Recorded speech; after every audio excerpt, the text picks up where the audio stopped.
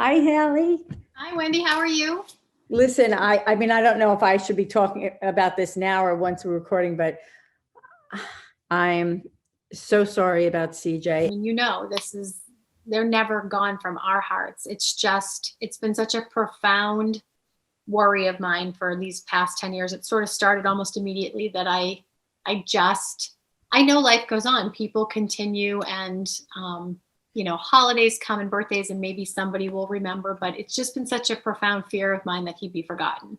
Yeah. And that's really how it all started. I had no idea it would turn into what it's turned into. And um, I'm my own worst enemy. And I feel like I have to continue talking and sharing because it's the second that I get quiet that, maybe somebody will forget him. So for you to say that, he's there and you. Always.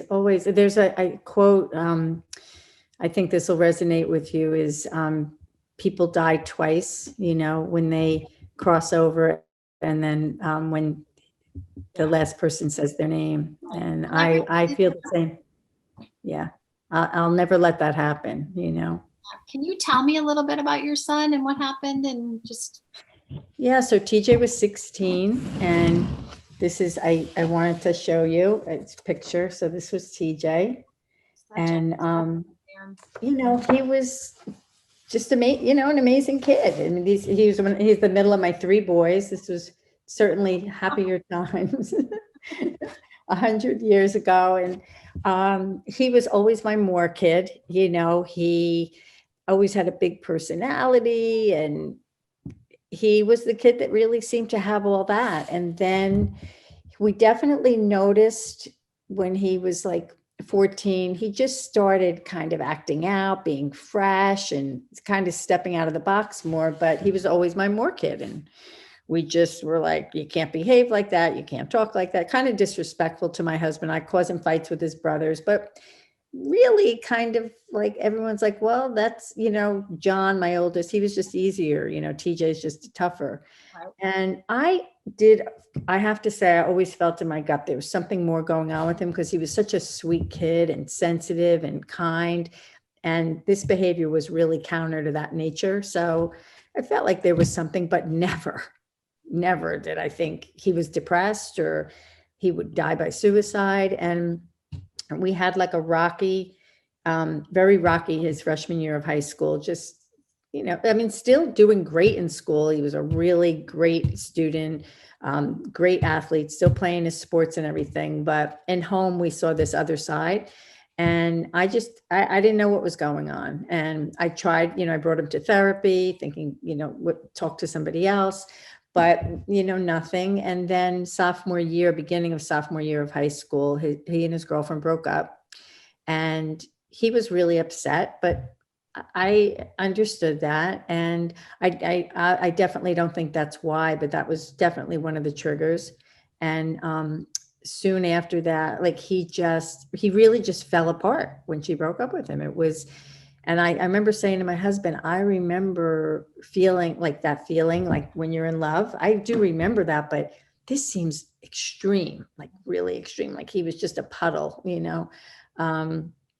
and we did take him to the hospital actually one night because he just was just laying in his bed sobbing. And they did diagnose him with depression and we were shocked, we're like, depression, the kid has everything. What's that about? I was so ignorant. Honestly, I had no idea. And so we tried to support him, but we really didn't understand. And he never really opened up about what was really going on. And we had no idea how bad it was. And before we could really figure it out and get him the help he needed, he was gone. He went to hockey practice and never came home from hockey practice, So How long ago was that? It'll be 10 years, December 1st. It's really very similar. Yeah. We just marked 10 years in April and you had told me I'd still be standing 10 years later and a decade. It really hit me. Every anniversary has been very difficult. I mean, life has been difficult, but the decade anniversary I, Just seemed like that's such a defining chunk of time for everything in life. You're a decade older, and it just sort of dawned on me like that's a defining thing where if you said to somebody, my son's been gone a decade, like that means something. And it just, I'm covered in goosebumps right now because yeah, that's how I've been feeling. It's creeping up. For me, it's always as once the summer ends, because TJ's birthday is in September. And so once the summer comes to an end, I just always start recounting the last days of his life, like I can remember. And this year it's particularly heavy because like you said, that 10-year mark, in fact, I cannot believe it. Like I cannot believe that 10 years have passed. In some ways, it seems like it was just yesterday. And 10 years, like you said, is a decade. How could it be a decade? And it makes me realize there's going to come a time that, I'm around here for longer than, right. than all those years that I had him. He's gonna be gone for longer than I had him. I belong to, well, pre-COVID, once we moved down here to Florida, I started going to a support group, a suicide support group. And one of the moderators talks a lot about her son, I think had been gone or has been gone quite a bit of time, like 17 or 18 or 19 years. She had the longest in our group. She was the person who had been without her child the longest. And it wasn't just for children. There's a couple of people there who had lost their spouses. But anyway, she said very early on that for her, the hardest part was exactly what you said, when she realized he had been gone longer than she had him. And I remember thinking that's such a, like, I hadn't even processed that. And that's going to happen. And if 10 years went by like a blink of an eye, Yeah. TJ was 20, and TJ was 16. So it's not going to be very much for you. It's going to be, 6 years plus a day. Right.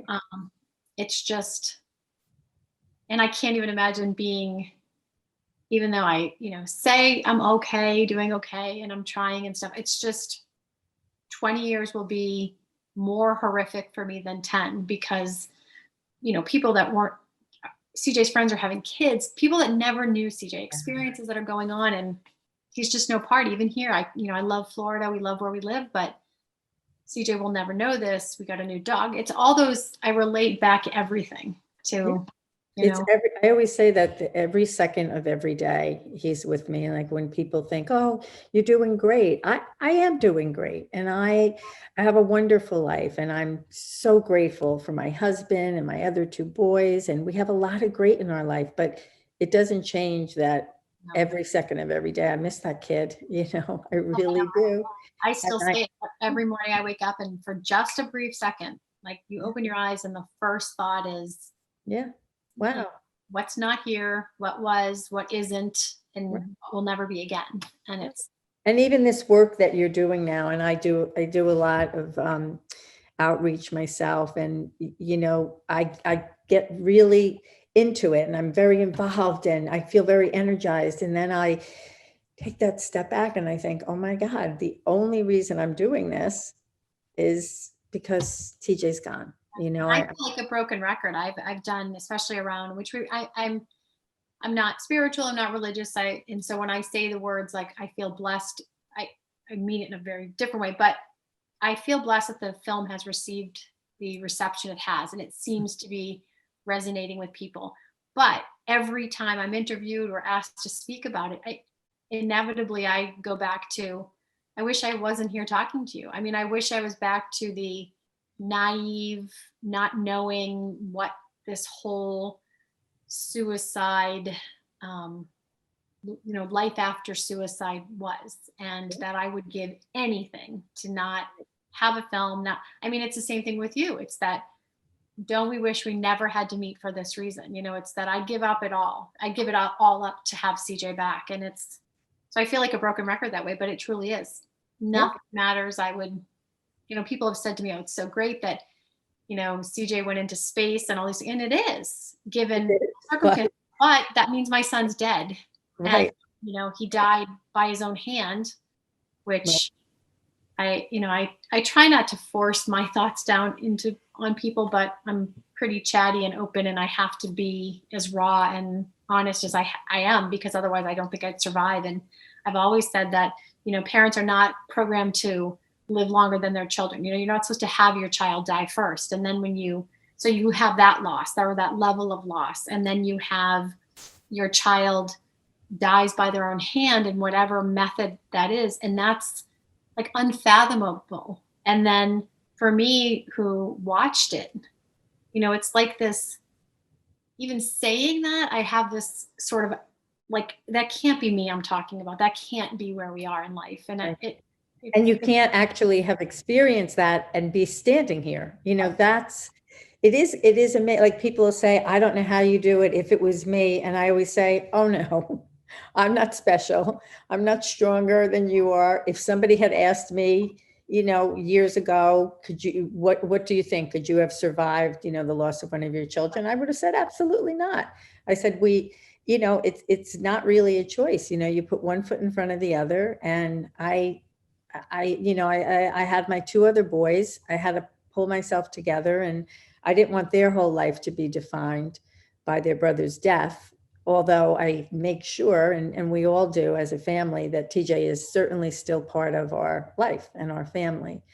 We talk about him a lot, and fortunately are able to. He was very funny, he stirred up a lot. So we try to focus on that, the good, the funny. Think of him with his smile, and I do always say I don't want him and even his memory to be defined by that one moment of his death. His life was much more than that. Well, and that's key for me about making sure he's remembered. It's not only the actual remembering him, it's remembering him for the right reasons, or at least part of, you need to remember the person and who he was and how he was charming and funny and, had no ego issues, and he just was such a full of life, which is why it's, extra sad for me that for whatever reason, his choice was to leave. The void that he left, our family of 3 is just less than, and will always be less than, and not just because of one less in number. It's just less than in everything. Like you said, every event, right? Every single event, the graduations and, maybe we haven't had weddings yet, but, a wedding, any of the happy moments are always going to be tinged with that person that's not there to be part of those happy moments, And I'm so extra, like I always say, I'm still perfectly honest by saying I'm devastated. And you're right. We have happy moments. I've had joy. But for me, there's just a piece that's always there. I can fake it till I make it. I can smile, I can laugh. But for Connor, Connor is an only child now. And Connor not only didn't ask for that to happen, but he was the second born. So he always had CJ to lean on. And in life, one of the most difficult things for Connor was when Connor turned 21, because CJ never made it to 21. And I just remember him saying to me, yes, he wasn't this, and I don't know how to be older than CJ because I don't have anything to look towards. And it's, he's not going to have anything. If life continues the way it should, John and I will age, and Connor's, that the whole role has fallen on him to be, the son that's supporting parents as they grow and age. And there's just no leaning on anyone for him. I mean, my brother has daughters who are even less than half of Connor's age. And it's sad. It's sad for me that all those things that are being missed. And that relationship, I'm very envious of the fact that your boys have each other, and I don't know what that would look like if we did have another child, but I just know for us, it's sad. And Connor's done so well, and I'm so proud of him, but I don't parent him the same way I did before. For years and years and years, I was terrified to be angry with him because I was angry with CJ in those last minutes, and we fought. And what if, I didn't see CJ running away from an argument with me and putting a gun to his head. Of course not. Later. And I still think, I think we've figured out that Connor is very strong. I joke, but I mean it sincerely when I say Connor's the person I want to be when I grow up. He has such a better, stronger, and healthier way to look at life than I do. He talks about actively living life to honor CJ, like to enjoy life for his brother. And I think a lot of times I'm living life just to get through it, and even though I'm doing this work and it's just really hard some days. And I think he's going to be okay. I think he's proven that. He's just wonderful. But in terms of parenting styles, I've joked with Connor, CJ's suicide guaranteed that Connor was going to get like an easier ticket in terms of, the mom, I was tougher back then. And it's so different. And, these are things I don't even really talk about with a lot of people, because how do you explain to somebody that you can't parent the way you want to parent? And, they say, well, you're the parent. Well, yeah, I am. But, Yeah. One of my children decided to end his life, and that just rocks you to the core, and it changes you. It changes everybody. And that's, I mean, it's so wonderful as a mom that you're so cognizant of not only your loss, because I think a lot of times people focus in and when they have a loss like we've had, and they don't realize that, these kids, the siblings, they're struggling too. And this is a huge hole and a huge change for them. And I really respect and admire that. And that was important to me too, is that I remembered, because all the stupid things people say, right? They want to be comforting, and they do say a lot of stupid things. And that would be, I know even from my poor husband, I had, I remember people saying to him, how are you, how is Wendy doing? I know it's hard for you, but the greatest loss is, for a mother to lose her child. And that would make me just feel awful, because I know how much my husband, adored that child. And it is a different relationship, but that doesn't make the love any less. And our kids, I mean, I had this charmed childhood. My poor kids, Matt was 13 when TJ died, and John was a senior in high school. It should have been this fun, great year for him. And there went his brother. And then 6 months later, he went off to college. And that's what Matt would always say is, I went very different from your Connor, but it went from having like this really fun, crazy household, and now it's just me. I'm just here by myself, So it's hard. It's hard for them. It's hard for everyone. And but I do feel, I mean, for me, I definitely carry it, but I work really hard, and it sounds like you do too, because I do want to not just be surviving. I want to have joy in my life, and I want my boys to see that we are still a family and we can still have joy. But you never get over it. Like that whole word closure, and I hate those terms, because it's not something you ever get over. You carry it with you forever. Closure's too definitive of a term for me. I can't even imagine what that would look like, because it's just not a part of my reality. Right. And I do still struggle. And part of us moving away, 1,300 miles from Connor, is because ultimately I think that he, as much as we needed to leave the home where this happened, and Connor needed to be able to be, or to live and not feel like, if mom's sad, I need to be there. Or if I want to go play disc golf, I should, I'm not sure he ever did, but he shouldn't have to feel guilty about his happiness and joy. Mm-hmm. And because he has such a zest for, I'm going to live life to honor CJ's memory, that I think it was like when he finally, he was saying for years, like, it's okay, go. And I remember thinking, well, he's not ready.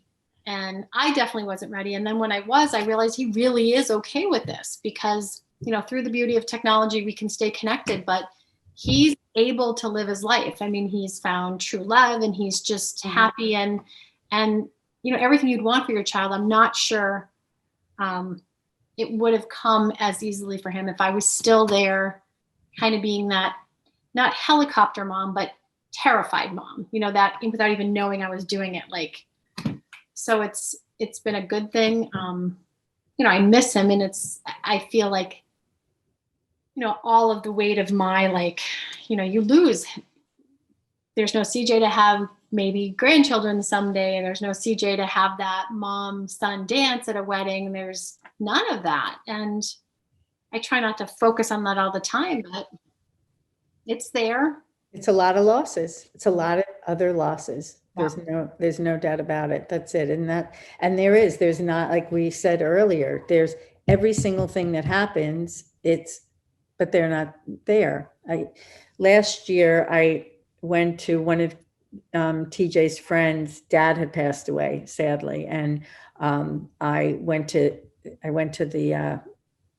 the funeral, and then I went back to the house, and it's the first time in many years I had seen a lot of TJ's friends, and they had, graduated high school, gone on to college, and now they had graduated college. They're 25 years old. And it was the last time I had seen them, they were still kids. And I realized I was so devastated that day. I couldn't even breathe. And I had to run out. I felt so bad because they were, so happy to see me. And I had to run out because I realized, oh my God, I have no idea like what TJ would have even looked like. They had grown into men. These boys were now men. And I don't know who TJ would be at this age, and that's really a horrible feeling. It's really sad. It's really, really sad. Certainly not what we had. I mean, you have these kids and you nurture them and you love them and you do the best you think you are, you can. And it's like just having everything pulled out from under you. And,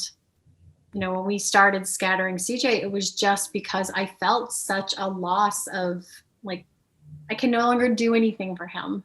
And I needed something. I needed almost like giving him a last gift. And I've said that before, but more than that, just I had to have a reason to still be his mom. And everybody says to me, you're always his mom, you're always his son. And I understand that. That's not what I'm questioning, but it was like a physical craving. I had to do something concrete for him, and starting it. And, if John and Connor hadn't agreed, I wouldn't have done it. But I'm so thankful that they saw the importance of it, or maybe they, had more foresight than I did. But it's just been, corny to say, because I say it all the time. It's the gift I didn't know I needed. It's the gift that keeps on giving. Like I said earlier, I wish I had never had a reason to meet you, but it's opportunities like this where people are put into your path for a reason, and it's a little bit, more in the checking off the understanding I'm not alone. And it's the most bizarre thing that I can be one of. And I know I'm one of a million moms, families, parents that have lost a child. Maybe a slightly smaller universe of those lost to suicide, but I still have days where I feel like nobody gets it. I'm so alone. And, in those days, I now have this actual virtually concrete world of scattering CJ in this film. And I never knew how people receive it. I wasn't sure that they could. I didn't know what I wanted them to get from it. To say, I hope you enjoy it seems really wrong, because, do I want you to actually enjoy it? I mean, that doesn't feel right. And then. But watching the film, I think it changes people. I mean, it shifts people's perspective. That's what it does. So you're right. Enjoy is not the right phrase, but I found it, and I'm somebody who already had the understanding, and I know everybody that I, shared it with and had watch, it was just life-changing for them, and really, but in the way of hope and love. So I hope you realize that's, I think, the message that a lot of people are getting is, to me, when I saw it, it was, in the middle of COVID, and there was the world and our country was so divided in so many ways. And this film, I watched it, and it's all the beauty of people, all the good of people, like from literally, that's what I said, literally people from all over the world, like reached out and took part in this. And that, to me, I am I have a very strong belief that there's more. I don't understand what it is, but I do believe there's more than what's here. And that's what I felt in Scattering CJ. You can't explain what it is, but there is something more. And it's all this goodness. And that's what I saw. And that's what I left with of who TJ was, because I feel like the way that took off, that was your boy. I mean, that was his energy, his goodness, his love. That's how I felt. Like I really came away from that, watching it, saying, I feel like I know him. And that's why when I say he's always going to be in my heart, because he really is, he went right there. I thought, wow, this is a story of love, like amazing love that truly went global.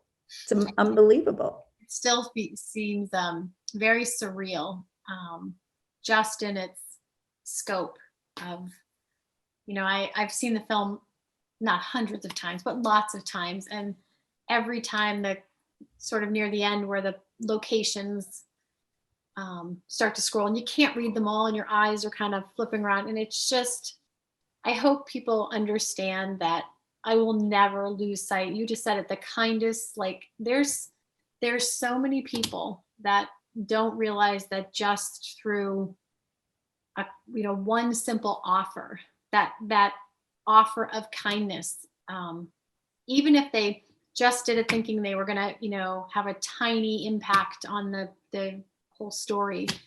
How do you ever thank those people? But I don't want them to ever lose sight of the fact that I don't take this for granted. I mean, it's so much more than I guess I never knew it could be, but it's keeping me going. It's giving me something to actually feel like there is value in my son's death. And that's hard to even say because it maybe sounds odd, but he died. I can't change that. I can't bring it back. The guilt I live with is going to always be there, and right or wrong. And people have said lots of wonderful things to me, and I appreciate that, but it's my burden. It's my, I was the one there in those last moments. I can so vividly see his eyes and hear him. And, but to know that this can keep going and it's building, and there's this sort of groundswell of people don't all suck, in this world where, like you said, it's disconnected and divided, and for all of this time of the actual kind of Scattering CJ being active in that, and now in all of this time that the film is kind of and beeping, I don't know if you can even hear that, I'm sorry. It's continuing to give him a voice and to give others an opportunity to be kind and impact someone in a really, what they perceive as being a very simple way, but is so earth-shattering to our family. To know, I say it in the film and I just don't get it. I don't know why people do this. Like, I don't know if I would do it. And that's things I think now I would, but I picture somebody scrolling through Facebook, or back in the beginning days when it went, everyone in the world is texting me. I don't know how to even shut that off. In the beginning when it started to happen and when it went viral, and I just remember thinking, you're sitting in front of your computer and you see this story and you think, oh, I want to reach out to that person. I'd like to think I'm a good person and that I might have, but it's still taken me all of these years to kind of just accept that there are just some people, lots of people, that are just that kind. It's simple as that. They saw a mom hurting and they thought, I can do this. And it's just given me a lot of hope where I didn't have any. And I'm so happy to hear you say the film, if you walk away feeling more hopeful than, grasping onto the tragedy, or that's it, you get it. Right. That's what I want you to walk away with.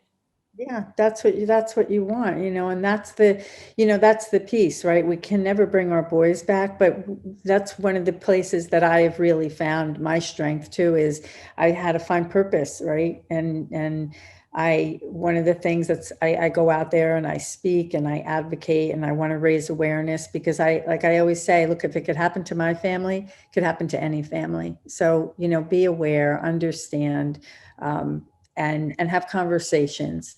I never had a conversation with my boys about suicide. I talked to them about a lot of things, but never entered my mind to have those conversations. And I don't know that it would have changed it, but I think it's so important. And that's what, Scattering CJ does that as well. It gives a platform to have conversations with, with your kids, with your families, and to let them see how it does change you, and it changes the entire family, the entire community, right? All of his friends and everybody, is forever changed, and will carry that with him.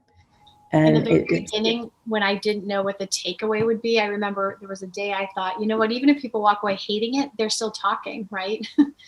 And in the simplest of forms, then they're talking about CJ.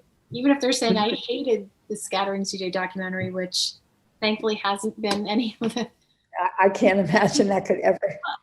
People are, I think I'd rather have people be honest. And when my immediate circle started to see it, I didn't trust anybody to be honest with me, because I thought, how are you going to feel if you're the person who tells the grieving mother whose son took his life that the documentary that she and her family have invested not only their whole, many years of their actual life, but every bit of emotion is in this, their son took his life. And so you're going to be the jerk that says, nah, I didn't love it. So it took me a long time and a lot of almost complete strangers to say to me, or the messages that kept coming in. I didn't realize I was looking for that. Not that I needed people to be okay with it, but there's some part of me as his mother that I needed that affirmation that they really did like it, for lack of a better word, that they walked out thinking this is something people should see. And to this day, that's the greatest gift of all of this. If you walk away feeling empowered to be kinder and to wanting to share this story with anyone of any age, not knowing, I think people walk in thinking it's going to be very graphic, very detailed about the suicide piece. And Andrea and her crew did a great job of that's the reason we're here, but it's not the focus. It's not, it doesn't need to be, he's gone, and just by virtue of knowing it's a suicide, suicide is unpleasant. And that's an understatement, but the point is you don't need to go into the graphic details because it is what it is. But to have somebody, for you to say that you, like I said, that you're hopeful and you felt something is really now for me what that's about. You, even in a year, 6 months, 6 days, you might say something. It might come into you might say, there's this thing I think you should see. And someday, hopefully it will live in a place where people can access it. I don't think it's sort of a timeless story because unfortunately we know suicide's not going away. We're working really hard to minimize the numbers. I don't think I'm going to stop ever. I don't think you are. I don't think we can, but if you get to know one person change their mind, that's one less that's that, right. And so that's one people sees that film. Yeah. The other thing that was, I very much appreciated as a mom, a survivor of suicide loss, was that how honest you were, and that you did share, because very often when people lose someone to suicide, there was some ugliness in the end. And I will share that, the day TJ killed himself, he didn't want to go to school. He was, as I said, that really irritable. And I was yelling at him, pulled the blanket off of him. You have to go to school. And, I can't tell you, as you can imagine, how much I still beat myself up about it. And I think that was so brave of you to share that in such a public way, the reality of what happened, right? So it really, for other moms, other families who are survivors of loss that are watching it, there also is, while maybe hope isn't the right word, it's, okay, so I'm not the only one that had a fight with my loved one and then he killed himself. And there is something in that just, like you said, you'll always feel that burden and that guilt. And if the final words could have been something different, but I think by sharing that and letting other people know that it happened. It didn't change how much you love him. And that's it. I know in my heart that TJ knew how much I loved him. He knew we all loved him. But there were angry words. The last words I spoke to my son were angry words.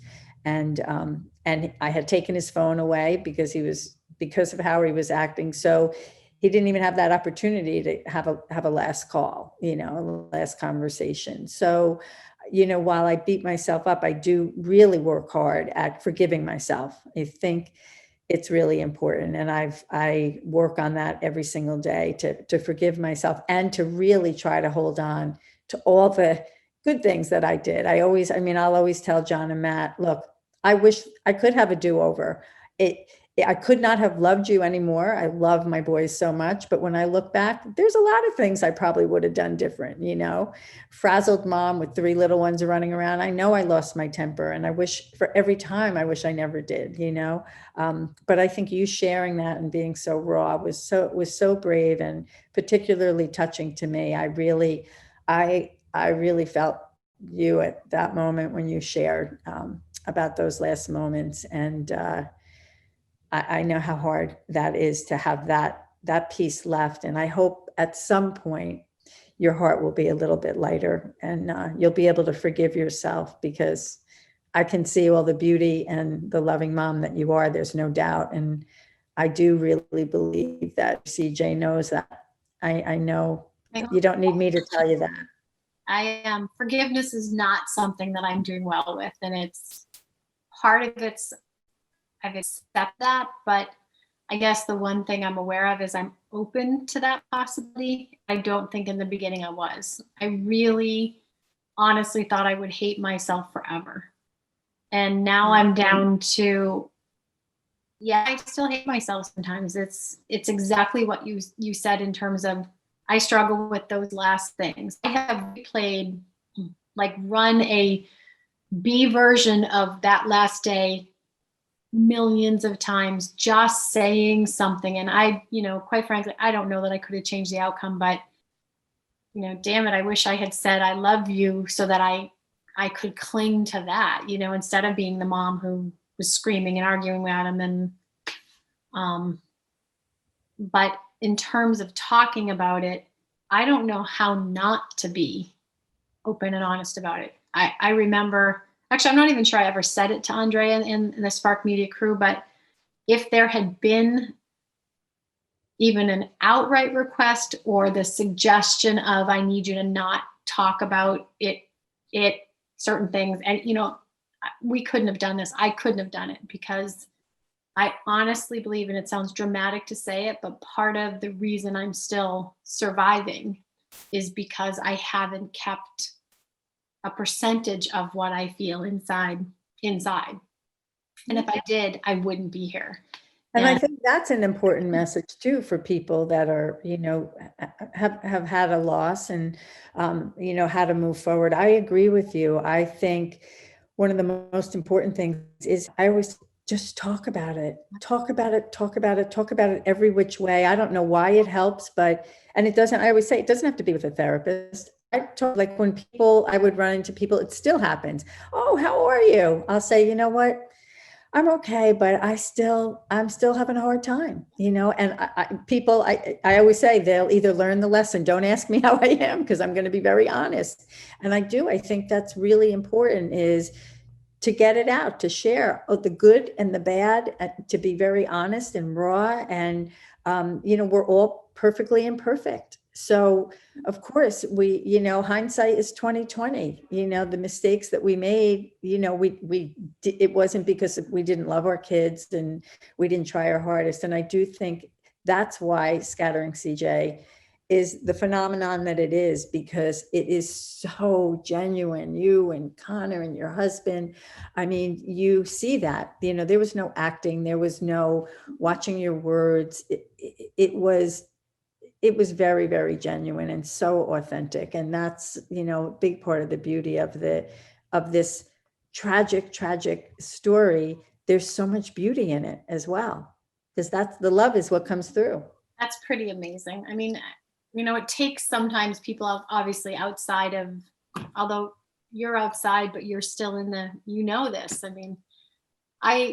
I definitely lose sight often of what this is doing or what it can do or what it might do.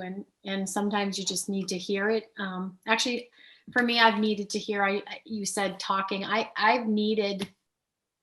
need people to just talk about anything and everything. And if it's about the film, great. That gives me an opportunity to share. The communication piece, and with COVID and all this, in the beginning of our film, we were in person, and there's a very, physical need for me to hug. When if you were standing in front of me sharing this with me, Yeah. I'm a hugger anyway, but my instinct would be to grab onto you and hug you, and just to make sure you knew how appreciative I was and how connected I feel.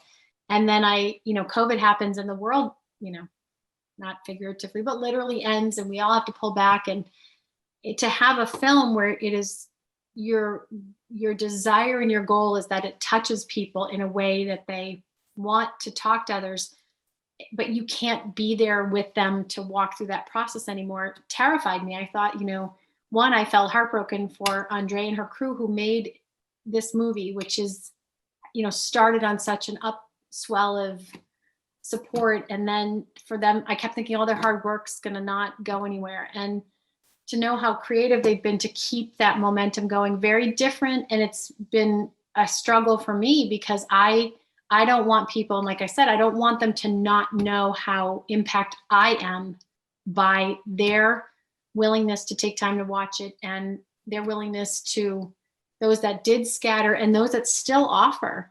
I mean, the least I can do is to hug them or thank them. And I've been worried all along that virtually they might not get that. And I think part of that's why Saturday, on Saturday, we're getting together for this sort of global virtual event, and to have had everybody be able to watch the film and then come together.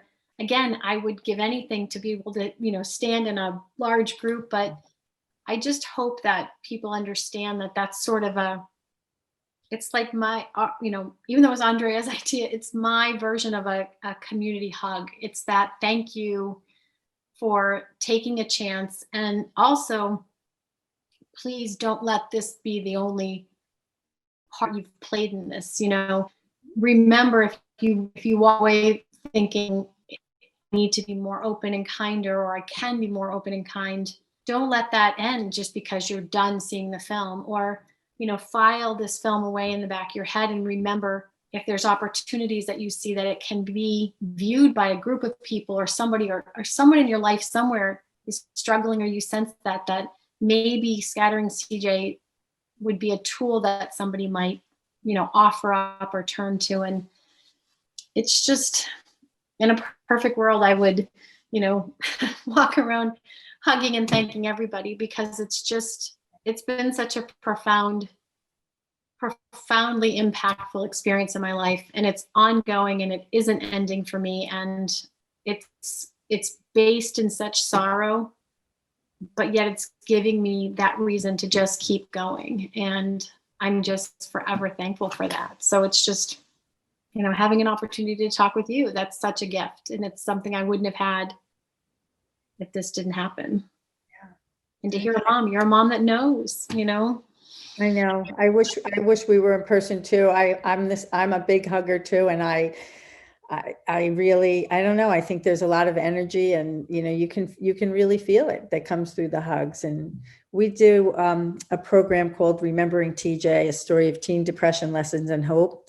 And we, have a set program, and we present to students and parents, and, sharing TJ's story, but, really trying to get that hope piece. And we aren't doing it virtually just because with kids, right.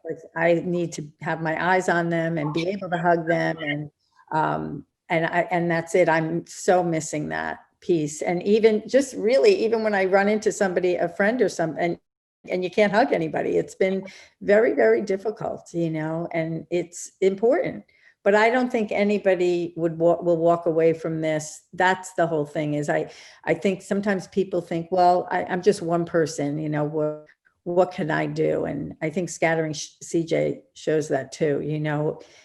one simple thing. You think it's simple, but to you, right, to CJ's family, it's a huge thing that people did, and however they decided to do it. And I know you're not really doing it anymore formally, but if you ever do, that I would love to scatter. Oh, absolutely. No, I still get asked, not to the level, obviously. And it seems ridiculous to say when we were recruiting, but it really did kind of turn to that. We were looking for people to take a chance. And, but I've said all along that we sort of had a formal end to the scattering CJ, what it was.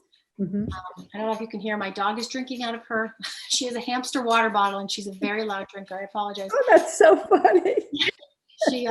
She's a small French bulldog and it's just funny, but she's really loud. But I will never not be open to the offers that come in, and I can't accept them all. We couldn't, it was a really rough struggle for me when I realized I could not say yes. It started at 50 offers and then 200. And when you're at 23, I think 23,000, it was like letting people down, and I felt terrible. Yes. So even now, we are more selective, and it's not because there's a single offer then or now that isn't amazing, but I strongly believe that there are still going to be places that are offered or people that offer that need to be part of this, that CJ, his story will continue always, hopefully, maybe not even in the physical scattering, but his story, but there's still going to be times where I feel compelled. There are certain locations, very few of them, but there's probably more than one, but I got fixated. There's a pink lake in Australia that I have just thought CJ needs to be part of. And I've tried several times to kind of, ask people. And I just yesterday got a message from somebody who was a scatterer and is traveling to this specific lake in January. And I was like, that to me, I don't know why I'm fixating on that, but I talk a lot. My point is I would be honored. And that's why there is going to always be people that come into our lives that I feel like, you are meant to be a part of this story. And I would absolutely be honored to send you ashes. And, it isn't lost on me when Andrea first told me about you and wanting us to talk, CJ and TJ, it's not, 10 years out the same, it's a lot of commonality in the worst possible way.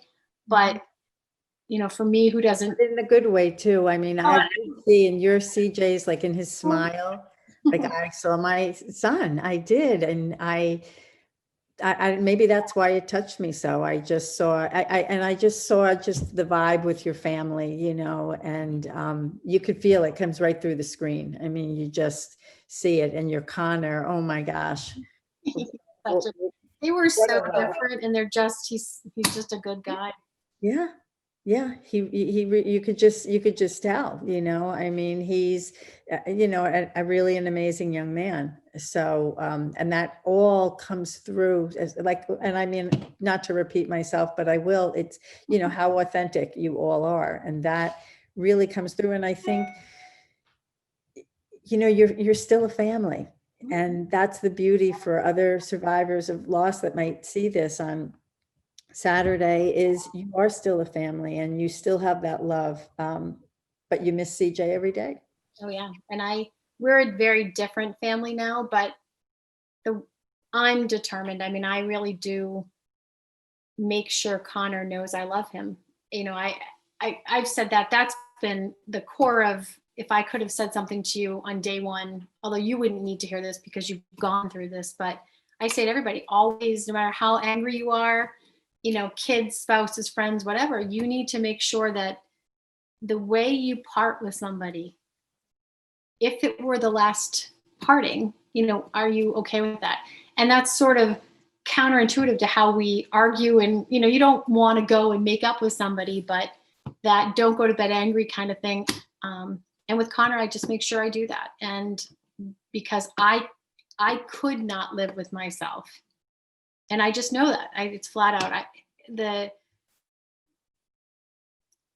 Actual negative consequence of what happened with CJ is that has changed me, and I'm truly afraid to make sure the people that I love don't, like, I'm afraid for them to not know that. So that has just become something that's ingrained in my world. And I think it's not a bad way for all of us to Right. And that is a positive, and I think, we can't bring our boys back, but if their deaths have caused us to change in some positive ways, we have to hold on to those gifts, because it is, it definitely, like for me, it has changed my perspective in so many ways, right? You really, when you lose a kid, you really do have a different definition of what matters. Oh, yeah.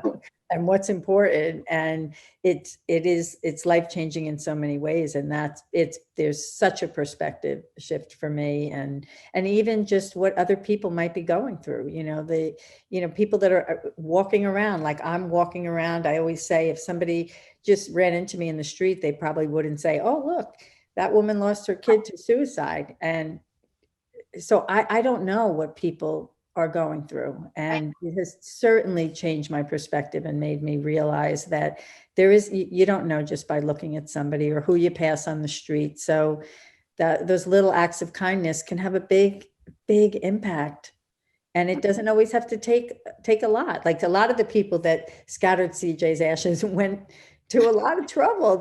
I loved how creative, it was amazing.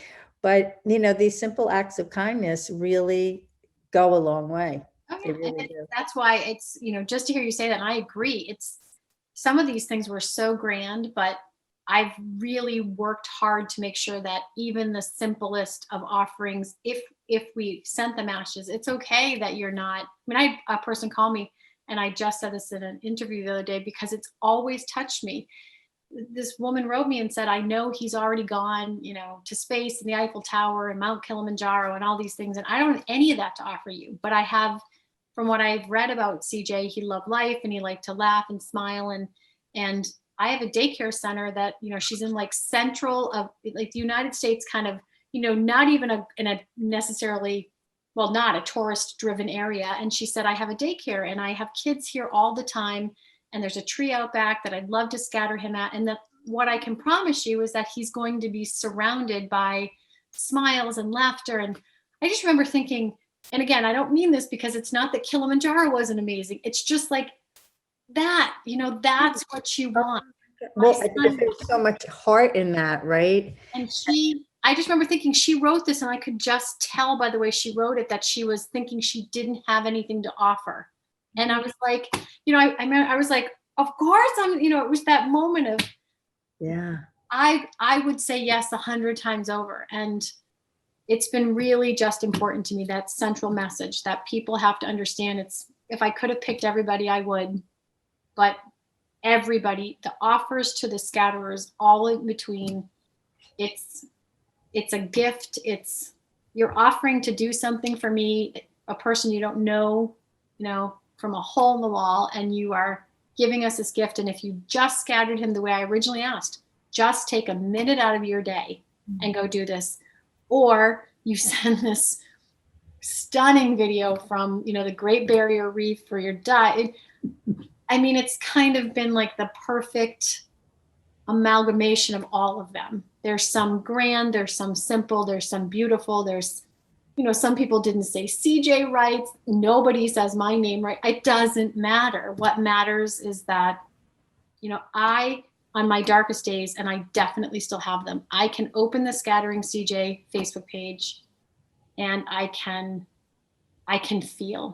feel virtual support and hands on my back, and know that I may be struggling, but there's people who care. And I think that's why I'm so thankful that, one, you put up with all of my reschedulings. I apologize for this, but I'm so honored.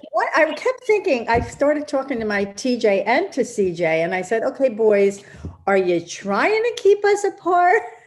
I wasn't sure. I said, is there some kind of divine thing going on here? But I said, no, I'm sticking with it. I truly thank you. And I should have said that in the very beginning. Usually Andrea asks me to do things, and I'm so honored to do everything that I can.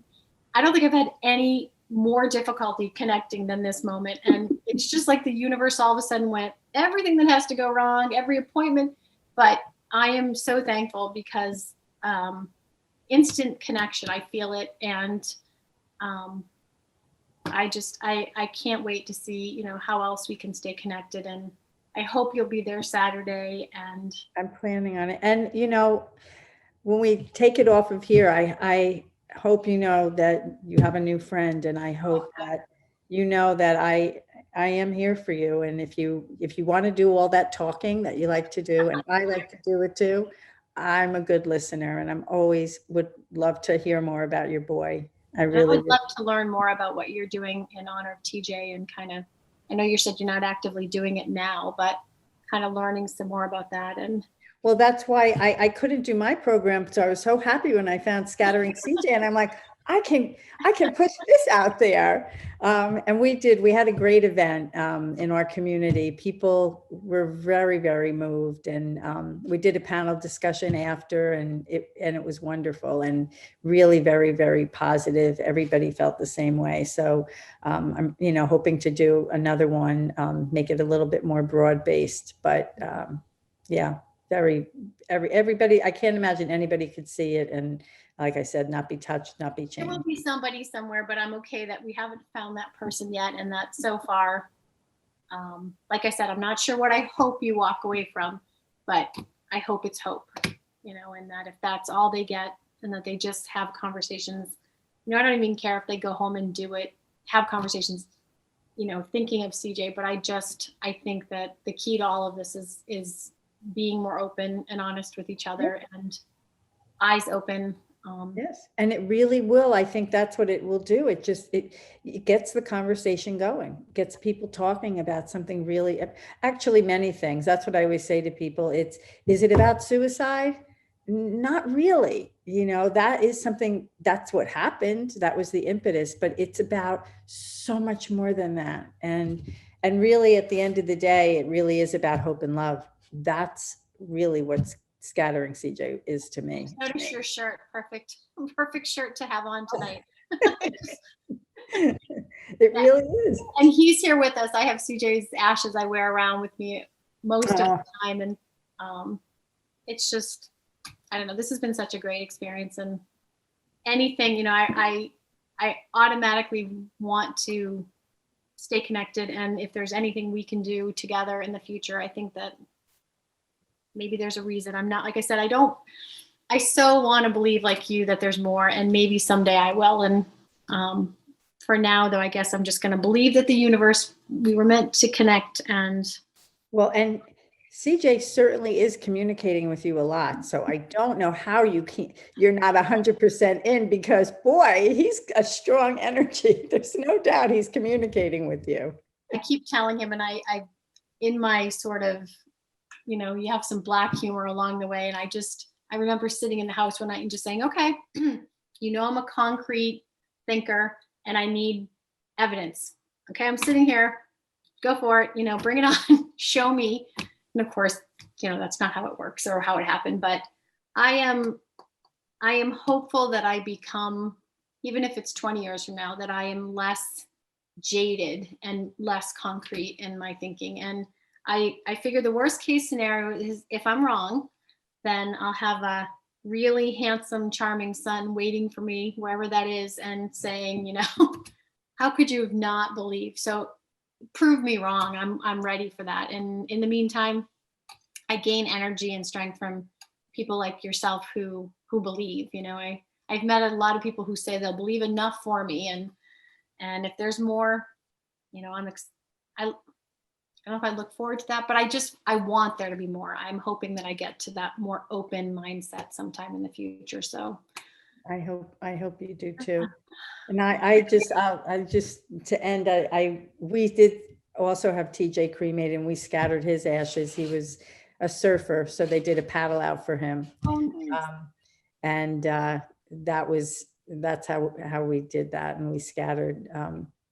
And we go down to the beach. That's kind of that's my happy place. And I love looking out at the ocean and knowing he's out there, and hopefully forever surfing. That's my that's just another common thing. CJ loved the ocean, which is part of why, you know, our saddest moments, even on every anniversary of CJ's birth and death, the three of us would go find water and be at that. Yeah, well, and your home was right on the water. Are you by water in Florida now? Oh yeah, we actually, right behind me, if we open the sliders, we're on the water. The dolphins and the manatees swim by. I mean, it's Oh my gosh, that's awesome. found a little bit, not emotional paradise, because I brought that baggage with me, but physically it's beautiful. And it's John, I always say, we were sad and unhappy in Maine. It's a lot nicer to be sad and unhappy with a dolphin. Right. So just change of physically changing was just another step in our path to kind of try, you know. It was a lot. 7 years there where it happened was just a lot, and it was time. And I didn't think I could ever get there, but it happened, and I think we were meant to be down here. We are infinitely happier on a day-to-day kind of ongoing way. Do you have, I mean, I think what I would imagine would have been hard, even though you had the scattering CJ thing, you know, like when I walk out my house, right, everybody knows what happened. And you were in a brand new place where nobody knew what happened. Did that present a challenge for you? Oh, absolutely. And I came down here. I'm not the person I was pre-CJ. CJ and I, enormous extroverts. He was my mini me in that sense. And I don't think I'm the same friend that I was to people beforehand. I remember moving down here thinking no one's going to like me because I'm the broken shell of what I was. And the people that I left in Maine knew me, you know, the before suicide and after suicide Hallie. And I was afraid. I was afraid of like, what do I have to offer people? And they don't know about my son. And is that going to be hard for me? Excuse me, I'm chugging. Like, who's going to talk to me about him because they don't know about him? Right. So it's been a process of helping kind of not educate, but sharing our story over time. And we have found some wonderful people that are willing to listen to me when I need to, and stayed very connected with my friends back home. And so it's been okay. It's been a process.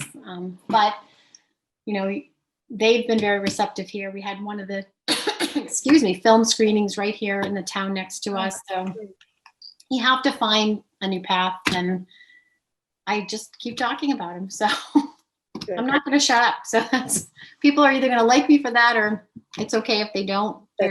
That's exactly right. We can't stop talking about him. Right. So I've obviously talked so much that now I'm going to cough nonstop, but thank you. Thank you. Thank you. Thank you. It was so good, really so good to connect with you. I'm sending you a virtual hug. Have a wonderful night, Wendy. Bye-bye.